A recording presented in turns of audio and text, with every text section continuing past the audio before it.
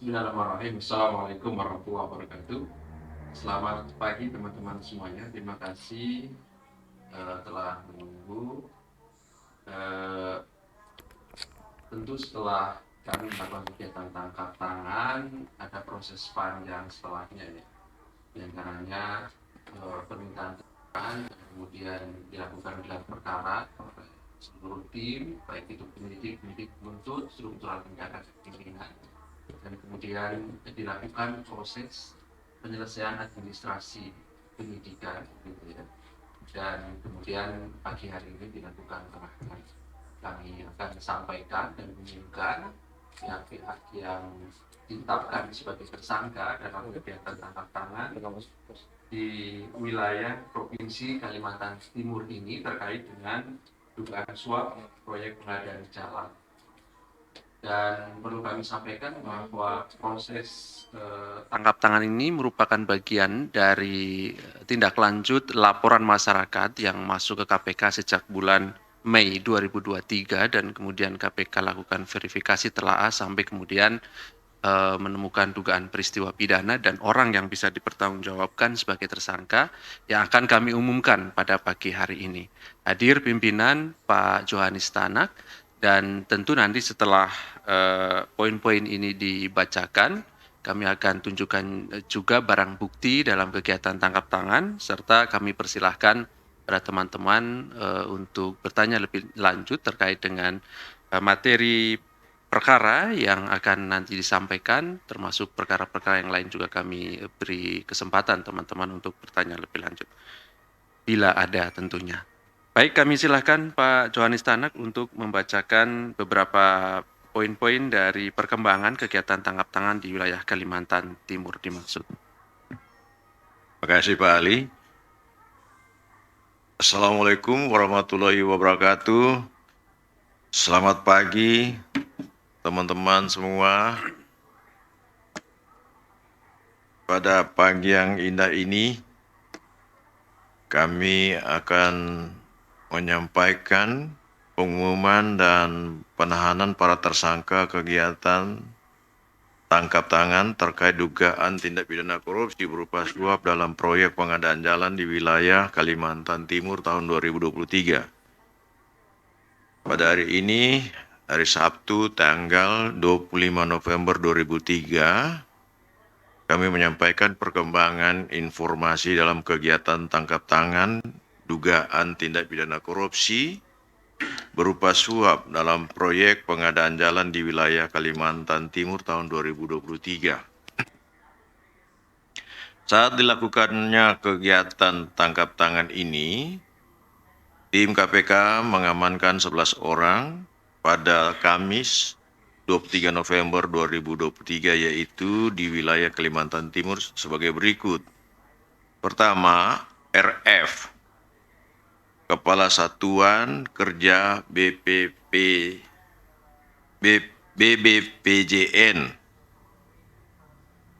Kalimantan Timur tipe B. Kemudian yang kedua RS, pejabat pembuat komitmen pada pelaksanaan jalan nasional wilayah 1 Kalimantan Timur. Kemudian ANG, staf PPK, BUD, supir RF, ANR, pemilik PT FPL, kemudian NM, Direktur CVBS, dan HS, staf PT FPL, anak mantu dari ANR. Kemudian AA, staf PT FPL. Kemudian SAR, staf PT FPL. MIL, staf PT FPL juga. Kemudian 11, BD, staf PT FPL. Adapun kronologis tangkap tangan sebagai berikut. Karena adanya informasi masyarakat terkait dugaan penyerahan sejumlah uang pada penyelenggara negara atau yang mewakilinya dalam proyek pengadaan jalan di wilayah Kalimantan Timur. Selanjutnya, pada Kamis 23 November 2023 berlokasi di kantor BPPJN Kalimantan Timur, tim KPK langsung melakukan penangkapan dan pengamanan NM, ARN, ANR, HS, RF, dan RS. Turut diamankan uang tunai sejumlah sekitar 525 juta sebagai sisa dari 1,4 miliar yang diberikan. Selanjutnya, para pihak yang diamankan beserta barang bukti dibawa ke Gedung Merah Putih KPK untuk dilakukan permintaan keterangan. Pelaporan masyarakat yang diterima KPK mengenai dugaan tindak pidana korupsi dan kemudian dilakukan telaahan serta berlanjut ke tahap penyelidikan hingga didapatkan bukti permulaan yang cukup, KPK lalu meningkatkan status perkara ini ke tahap penyidikan dengan menetapkan dan mengumumkan tersangka yang terdiri dari NM, Direktur CVBS, kemudian ANR, pemilik PT FPL, kemudian HS, staf PT FPL, RF, Kepala Satuan Kerja BPPJN, pelaksana Kalimantan Timur tipe B, kemudian RS, pejabat pembuat komitmen pada pelaksanaan Jalan Nasional Wilayah 1 Kalimantan Timur. Adapun konstruksi perkara dugaan telah terjadi sebagai berikut. Sebagai salah satu unit pelaksana teknis, UPT Direktorat Jenderal Bina Marga Kementerian Pekerjaan Umum dan Perumahan Rakyat, BPPJN Kalimantan Timur, memiliki tanggung jawab dalam penyelenggaraan jalan nasional di Provinsi Kalimantan Timur. Lingkup wilayah kerja BPPJN Kalimantan Timur diantaranya Kabupaten Pasir, Kabupaten Penajam Pasir Utara. Kemudian di tahun 2023 sesuai dengan e-katalog dianggarkan dana yang bersumber dari APBN untuk pengadaan jalan nasional wilayah 1 di Provinsi Kalimantan Timur, diantaranya peningkatan jalan Simpang Batu Laburan dengan nilai 49,7 miliar dan preservasi jalan Kerang Lolo Kuaro dengan nilai 1,1 miliar. Untuk kedua proyek tersebut, RS ditunjuk selaku Kepala Satuan Kerja BPPJN Kalimantan Timur tipe B dan RS ditunjuk selaku PPK. Agar dapat dimenangkan dalam proyek tersebut, NM, ANR, dan HS melakukan pendekatan termasuk komunikasi yang rutin pada RS dengan janji dan kesepakatan adanya pemberian sejumlah uang. Atas tawaran tersebut, RS menyampaikan pada RF dan RF menyetujui kesepakatan tersebut. RF memerintahkan RS untuk memenangkan perusahaan NM, ANR, dan HS diantaranya dengan memodifikasi dan memanipulasi beberapa item yang ada di aplikasi e-katalog LKPP. Untuk besaran pembagian uang, RF mendapatkan 7%, RS mendapatkan 3% sesuai dengan nilai proyek.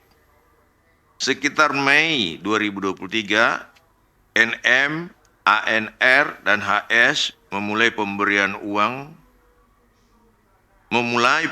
uang yang secara bertahap bertempat di kantor BPPJN Wilayah 1 Kalimantan Timur hingga mencapai sejumlah sekitar 1,4 miliar dan digunakan diantaranya untuk acara Nusantara Sale 2023. Temuan uang dimaksud menjadi bukti permulaan awal pengembangan lebih lanjut. Untuk kepentingan dan kebutuhan penyidikan, penyidik melakukan penahanan para tersangka untuk 20 hari pertama terhitung mulai tanggal 24 November 2023 sampai dengan 13 Desember 2023 di rutan KPK. Tersangka NM, ANR, dan HS sebagai pihak pemberi disangkakan melanggar pasal 5 ayat 1 huruf A atau B atau pasal 13 Undang-Undang Nomor 31 Tahun 99 tentang Pemberantasan Tindak Pidana Korupsi sebagaimana telah diubah dengan Undang-Undang Nomor 20 Tahun 2001 tentang perubahan atas Undang-Undang Nomor 31 Tahun 99 tentang Pemberantasan Tindak Pidana Korupsi junto pasal 55 ayat 1 ke 1 KUHP.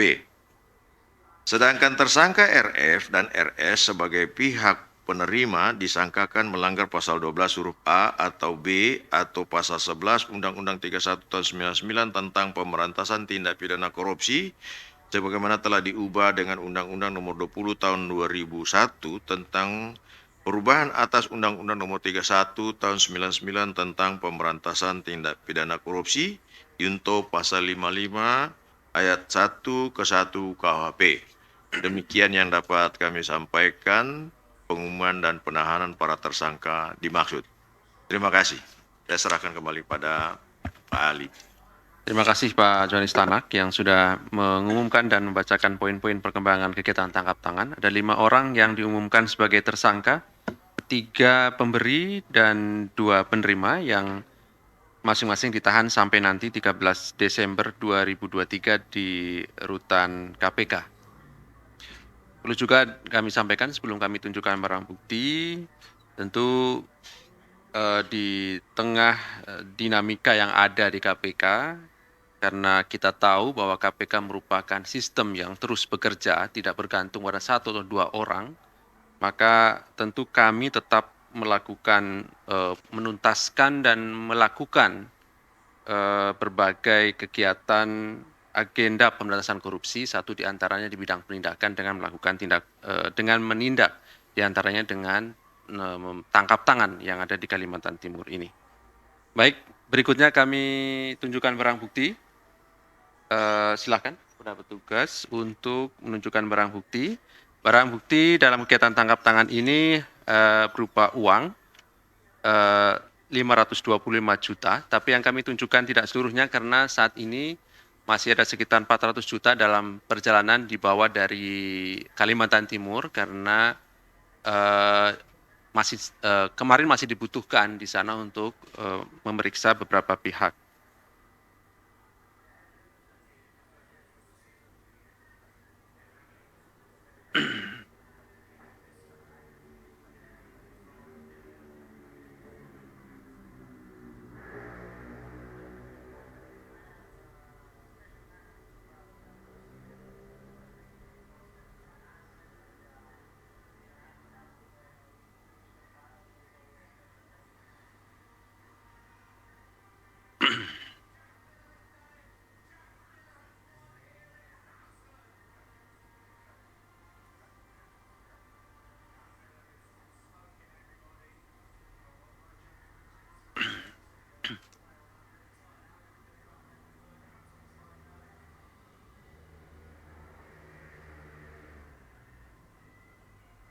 Oke, cukup.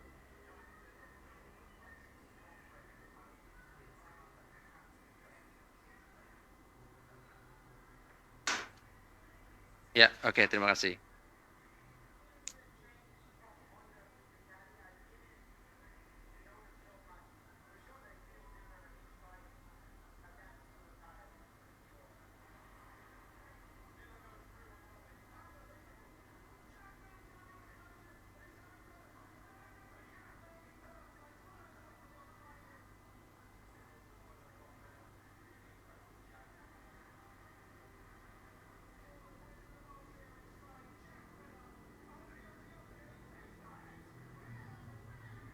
Baik, terima kasih, Mas.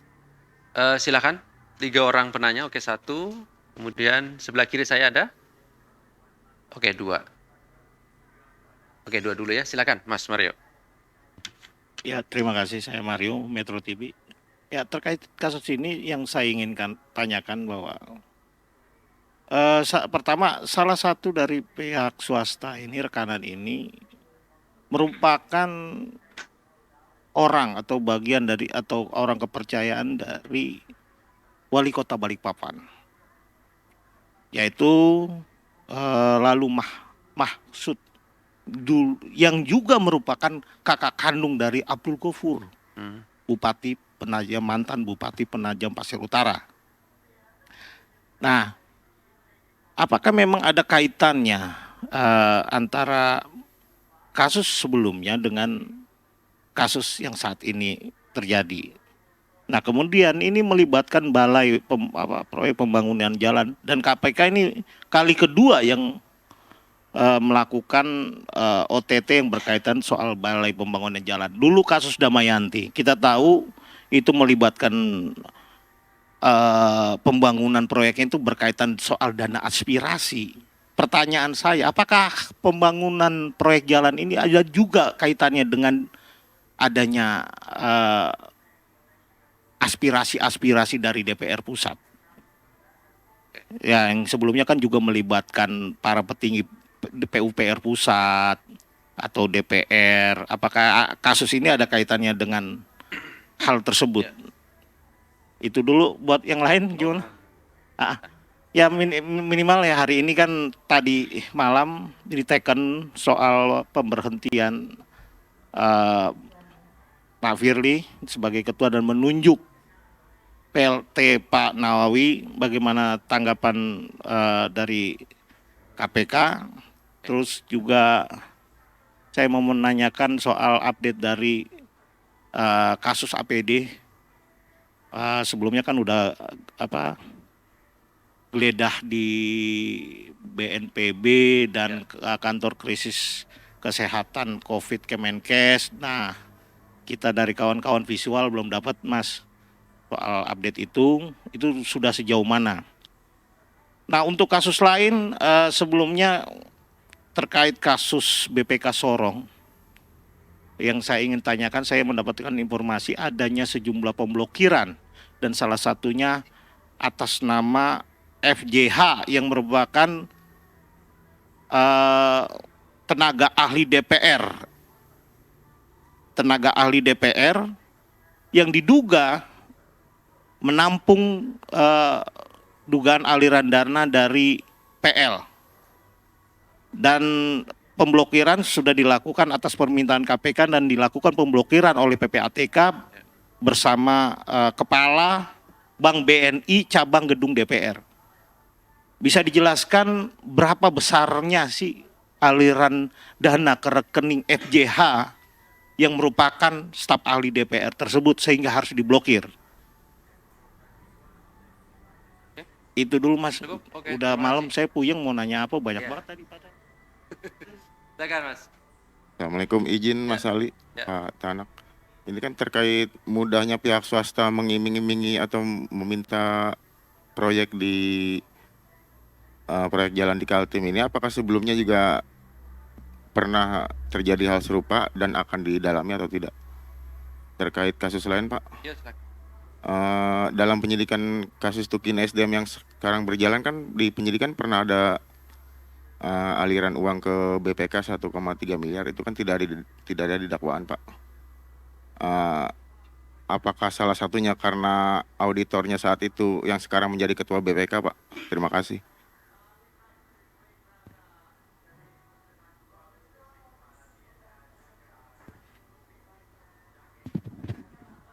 Selamat cukup. malam. Oh ya, silakan. Selamat malam Mas Ali, Pak Tanak.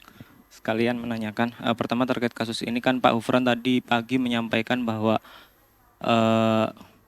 beliau menduga, KPK menduga atau bahkan meyakini kemungkinan ini bukan pemberian yang pertama gitu. Artinya apakah sebelumnya di proyek-proyek yang lain para pelaku ini juga melakukan perbuatan yang sama kayak gitu? Ya mungkin dengan bendera yang berbeda gitu ya, dengan perusahaan-perusahaan lain. Terlebih ada kedekatan dengan salah satu pejabat juga tadi disampaikan oleh Bang Mario. Kemudian sekalian ya Mas, soal yang kelembagaan kayak gitu.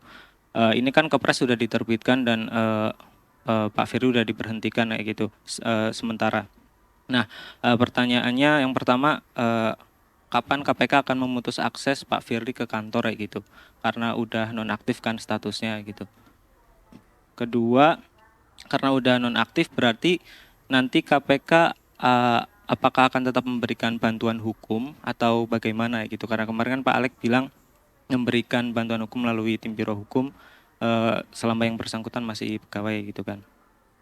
Kemudian selanjutnya kemarin malam kan Pak Tanak menyampaikan bahwa Pak Firly masih mengikuti ekspos gitu ya, masih mengikuti gelar perkara di KPK gitu. Sementara waktu itu status tersangkanya sudah diumumkan oleh Polda Metro Jaya gitu. Ya pertanyaannya kalau secara keabsahan hukum mungkin ya KPK udah berulang kali menjelaskan bahwa secara posisi sebagai pegawai dan ketua masih sah karena waktu itu belum terbit kepres ya gitu. Tapi secara etik, tapi ini bukan etik yang di Dewas gitu ya, bukan etik yang tertulis di aturan Dewas gitu. Secara etik bagaimana sih maksudnya? Apakah pantas kayak gitu? Maksudnya orang yang statusnya tersangka juga memutuskan kayak gitu nasib perkara tersangka atau memutuskan status tersangka orang lain. Ya paling nggak publik pengen tahu ya gitulah. Maksudnya standar etiknya KPK dalam hal seperti ini kayak gimana? Mungkin itu dulu. Terima Oke, kasih. terima kasih. Cukup ya. Baik, terima kasih. Kami silakan Pak. Baik, terima kasih Bang Mario atas pertanyaannya mengenai orang kepercayaan wali kota Balikpapan. Apa ada kaitannya dengan perkara sebelumnya dan seterusnya?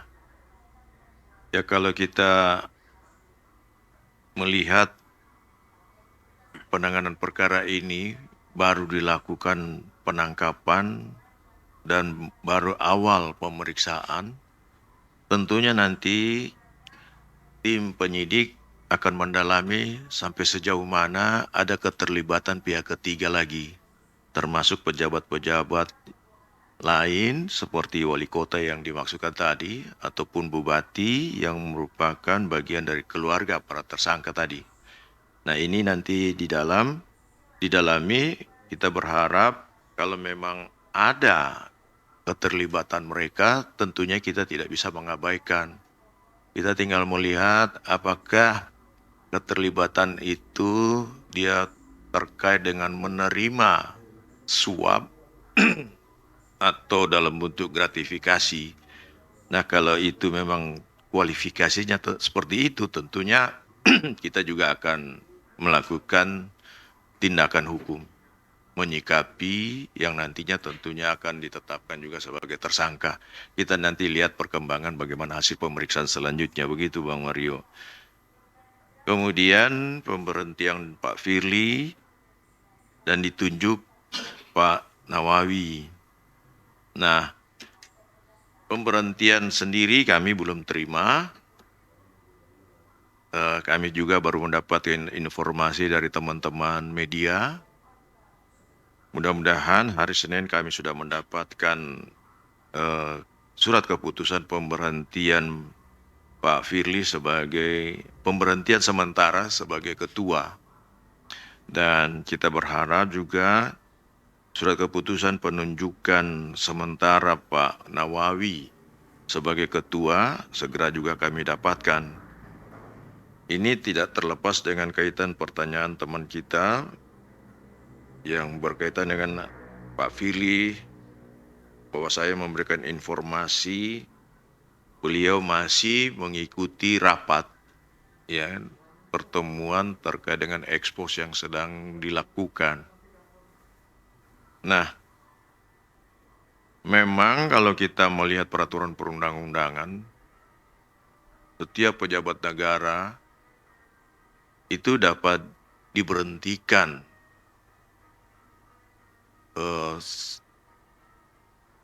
untuk seterusnya atau untuk sementara, dan khususnya pejabat negara yang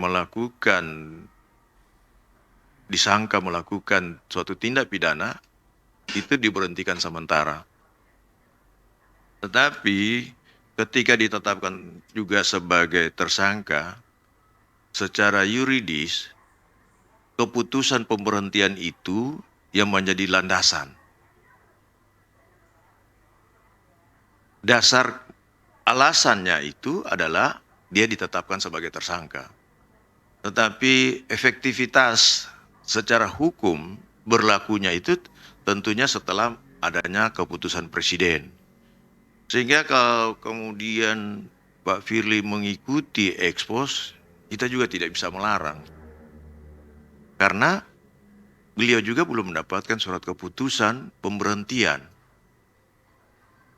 Nah, sahnya suatu pemberhentian tentunya ada berdasarkan adanya suatu keputusan, yaitu suatu keputusan pemberhentian yang ditetapkan oleh Presiden. Dan saya juga sudah membaca dalam media yang disampaikan oleh teman-teman bahwa Presiden sekembalinya dari Kalimantan menandatangani surat pemberhentian tersebut di Bandara Halim Perdana Kusuma. Dengan demikian, secara hukum, menurut hukum administrasi, pada saat itu sudah sah pemberhentiannya untuk sementara, sambil menunggu proses perkembangan penanganan perkaranya sampai dengan ada putusan pengadilan yang berkekuatan hukum tetap tentunya. Nah, kita menunggu saja bagaimana hasil pemeriksaan penyidikan, dan selanjutnya kalau nanti diserahkan kepada kejaksaan dan dilimpahkan pada pengadilan untuk disidangkan, kita tunggu hasil putusannya. Bagaimana putusannya. Dan yang tentunya putusan yang berkekuatan hukum tetap. Nah, ketika putusan sudah berkekuatan hukum tetap, bagaimana apakah nanti memang terbukti? Kalau memang terbukti tentunya Presiden akan mengeluarkan keputusan pemberhentian secara pemberhentian tetap, tidak lagi sifatnya sementara. Saya kira itu mengenai kasus APD sejauh mana update. Ini juga saya juga belum dapat laporan juga bagaimana. Nah, nanti kalau misalnya Pak Ali ada mendapatkan informasi, laporan perkembangannya, nanti Pak Ali yang kemudian menjelaskan.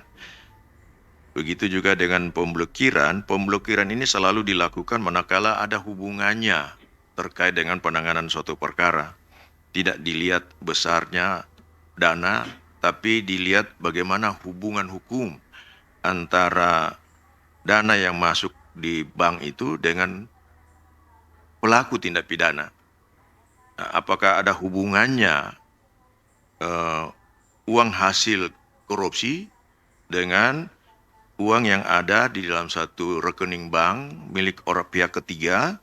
Tentunya kalau ada hubungannya dilakukan pemblokiran untuk selanjutnya dilakukan pemeriksaan lebih mendalam yang nantinya akan disita manakala memang dapat dibuktikan dalam proses persidangan nanti. Kemudian, apakah ada tenaga ahli dari DPR yang diduga ikut terlibat? Nah, ini juga saya kira sepanjang memang itu DPR terlibat, pasti juga akan diproses lebih lanjut. Tapi nanti Pak Ali mungkin yang lebih tahu informasi lebih mendalam, nanti Pak Ali juga jelaskan. Sedangkan pihak swasta meminta terkait dengan tukin ini, tukin di Kementerian BUMN ya, Kementerian ESDM, aliran ke BPK, saya kira ini juga lagi dalam proses ya, proses sidang. Kalau kemudian ini memang ada aliran dananya, jadi walaupun dia tidak dituangkan dalam BAP, tapi bisa saja ada keterangan saksi yang mengungkap bahwa adanya aliran dana ke BPK, maka ini tidak menutup kemungkinan apakah berupa perintah hakim untuk melakukan pemeriksaan atau atas inisiatif dari penyidik karena adanya indikasi aliran dana ke BPK, tentunya itu akan juga didalami nantinya secara hukum. Kemudian KPK menduga ada perusahaan-perusahaan yang kaitannya dengan pejabat. Nah, kalau ada kaitan-kaitan dengan pejabat, saya kira tidak ada masyarakat Indonesia yang kebal hukum, karena negara Indonesia adalah negara hukum sebagaimana diamanatkan dalam Undang-Undang Dasar 1945. Nah, kemudian apakah KPK akan memberikan bantuan hukum kepada Pak Firly? Yang setahu saya Pak Firly sudah punya pengacara sendiri juga. Jadi dia pasti akan menggunakan pengacara yang dia sudah tunjuk. Kalau mengenai apakah KPK akan memberikan bantuan, ini tentunya tidak diputuskan oleh satu pimpinan. Karena pimpinan di KPK kan ada 5 dan sekarang tinggal 4, tetap sifatnya dalam pengambilan keputusan adalah kolektif kolegial. Nah, kalau kemudian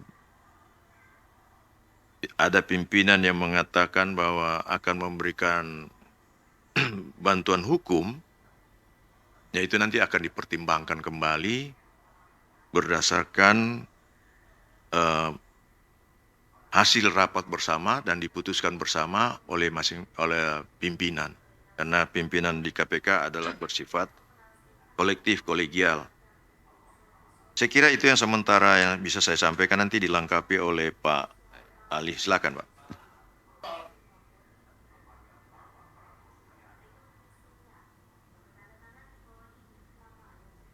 Kalau standar etik itu kan nanti dari Dewas itu, nanti mungkin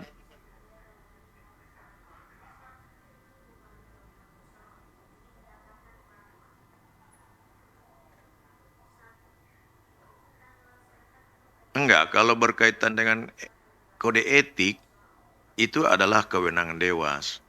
Kalau kemudian apakah masih memberikan informasi terkait dengan menurut tadi bahwa Pak Firly kan sudah jadi tersangka, tapi belum ada keputusan presiden, kemudian ikut memutus suatu proses hukum di mana dalam proses ekspos, kemudian beliau juga ikut memutus. Itu yang saya sudah katakan tadi, bahwa pemberhentian Pak Firly itu akan sah menurut hukum pada saat ada keputusan presiden. Baru sah menurut hukum. Sah menurut hukum beliau sebagai tersangka, tapi kapan dia berstatus tidak sah sebagai ketua atau sebagai pimpinan KPK, itu berdasarkan keputusan presiden. Jadi ini dua hal yang berbeda, dua hal yang terpisah. Presiden akan memutus pemberhentian sementara. Alasannya apa? Alasannya karena beliau sebagai tersangka dalam proses perkara yang sedang ditangani. Dasar hukumnya apa? Dasar hukumnya ada dalam Undang-Undang KPK itu sendiri di pasal 32. Saya kira begitu.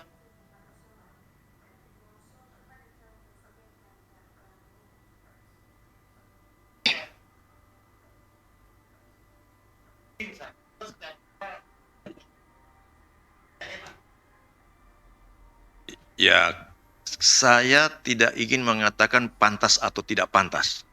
Saya tetap merujuk pada hukum.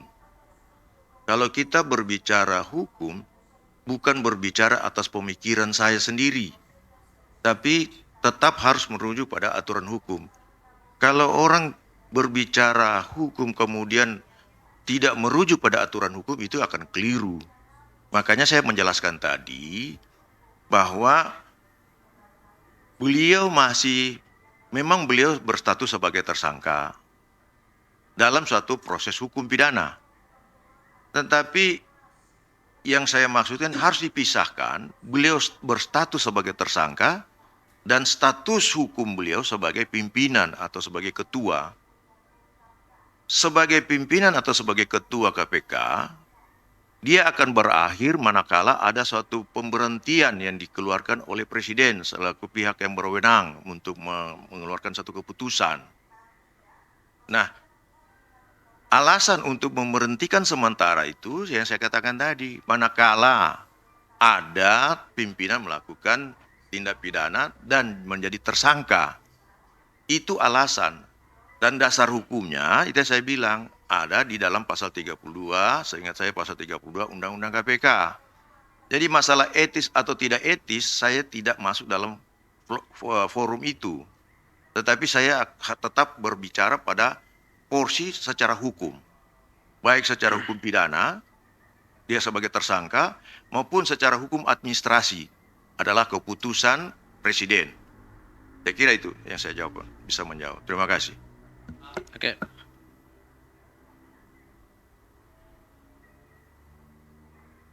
Ya, pemutusan akses sejak adanya keputusan Presiden, maka akses beliau sebagai pimpinan atau sebagai ketua itu terputus untuk sementara waktu sampai dengan proses hukum selesai. Begitu. Ya, sebagai pimpinan saya bilang. Itu seperti katakan tadi, karena beliau sudah secara hukum, beliau tidak punya kewenangan lagi, tentunya secara hukum karena beliau sudah diputus, ada keputusan Presiden memberhentikan sementara, berarti segala kewenangan-kewenangan yang ada beliau sebagai pimpinan itu berakhir sementara dalam proses pemeriksaan di pengadilan, proses penyidikan sampai dengan ada putusan yang mempunyai kekuatan hukum tetap. Kalau ke kantor sah-sah saja. Karena dia kan hanya diberhentikan sementara, tentunya dalam kedudukan beliau, tugas dan kewenangannya itu diberhentikan. Tidak boleh dia mengambil keputusan apapun juga. Saya kira begitu.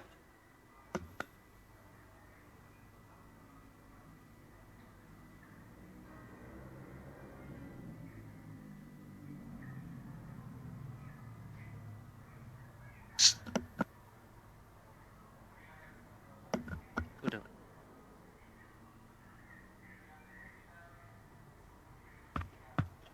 Sebagai warga negara tentunya kita taat hukum. Kalau proses hukum seperti itu kita ikuti. Ya kan?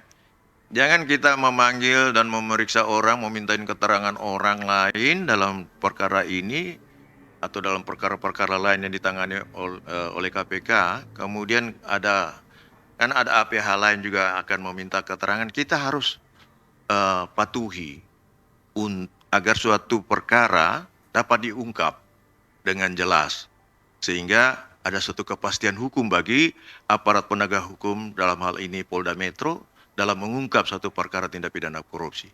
Saya kira begitu. Baik, Terima terima kasih Pak Jonis. Saya kira cukup teman-teman ya. Tadi pertanyaan terkait dengan perkara APD di Kementerian Kesehatan, sebagaimana yang sudah kami sampaikan kan masih berproses ya. Pengumpulan alat bukti masih dilakukan, termasuk sudah melakukan penggeledahan di berbagai lokasi, baik itu di wilayah Jabodetabek maupun di Surabaya ya. Tadi disebutkan ada kantor BNPB, kantor pusat krisis kesehatan, di salah satu ruangan di kantor LKPP dan rumah dari para pihak yang sudah ditetapkan tersangka dalam perkara dimaksud, dan ada berbagai dokumen-dokumen yang diperoleh dari kegiatan penggeledahan tentu perlu dikonfirmasi, perlu dianalisis terhadap saksi-saksi yang berikutnya nanti kami akan update, akan kembali sampaikan siapa saja yang akan dipanggil sebagai saksi dalam perkara tersebut, pasti kami akan sampaikan perkembangannya ke depan.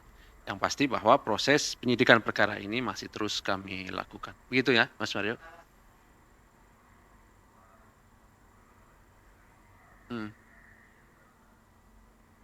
Begini, jadi masalah penahanan atau tidak kan menjadi kewenangan penyidik yang pertama. Yang kedua, ini kan perkara berkenaan pasal 2, pasal 3 ya, Mas Mario. Tentu ada proses panjang. Penanganan perkara, pasal suap seperti tangkap tangan misalnya. Kalau tangkap tangan pasti dalam 1/24 jam kami harus menentukan sikap. Apakah ada pihak bisa ditanggungjawabkan sebagai tersangka atau tidak. Seperti hari ini, kemarin kami lakukan tangkap tangan sampai jam 7 malam sekitar itu. Sehingga pada waktu yang sama kami harus tetapkan tersangka dan kami sudah umumkan pada pagi hari ini.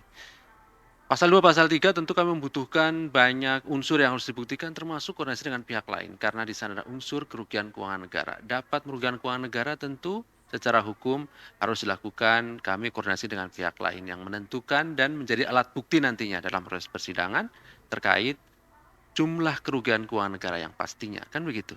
Oleh karena itu, para tersangka ketika dipanggil statusnya sebagai saksi ataupun sebagai tersangka tentu kami akan terus dalami di sana untuk membuktikan unsur-unsur dimaksud.